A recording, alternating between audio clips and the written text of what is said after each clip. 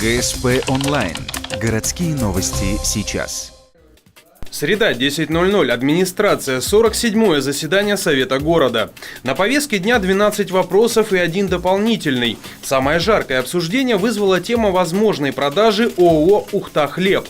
По предложению администрации, городской завод хлебобулочных изделий надо включить в прогнозный план приватизации на 2015-2017 года. Цена пакета акций, который сегодня в руках муниципалитета, 33 миллиона рублей. Основная причина продажи – маленькая прибыль. Однако некоторые депутаты напомнили собравшимся, что разговор не только о деньгах. Вот когда не станет этого хлебокомбината в таком виде, я понимаю, может, каждый подворотне пекарни появится, тогда хлеб будет по цене, извините, в 2 раза больше. Пусть он вкуснее, горячее, но как раз страдать-то будут наши пенсионеры, социально значимые группы. Они не увидят этого хлеба, который сегодня есть по этой цене. По оценке Комитета по управлению имуществом администрации, «Ухта-Хлеб» можно продать за 120 миллионов рублей. Это плюс в городской бюджет. Однако цифра очень примерная. То есть итоговая цена продажи может быть 120 миллионов, больше, меньше. Точно никто не знает. Мы уже продали банкомат в 3 раза дешевле. Другие объекты знаете какие. Сервис у вас в какие деньги ушел. А теперь посмотрите, наверное, каждый депутат это видел. Это вообще кинокомедия.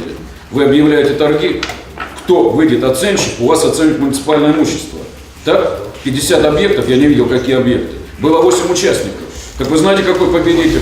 С ценой 0,1 копейка. Выйдет оценит объекты, когда муниципалитет предлагал 360 тысяч за это. Можно такого оценщика допускать, оценивать такие объекты? Я не знаю. Администрация не дает никаких гарантий, что после продажи «Ухта-Хлеб» цена на продукцию не вырастет. Да и с маленькой прибылью от предприятия не все так очевидно. За 2014 год «Ухта-Хлеб» принес 3 миллиона чистой прибыли. Немного, но она могла быть гораздо выше. Например, выделяются места в городе, чтобы компания торговала горячим хлебом. Наценка на товар при этом невелика – 10-15%, да и то не для всех. Определенным категориям граждан хлеб обошелся бы даже дешевле нынешних цен. Всем пенсионерам можно было сделать хлеб по отпускной цене хлебозавода. По себестоимости. Отлично, замечательно. Но что сделал хозяин? Хозяин сказал, нам это не нужно. И убрал это.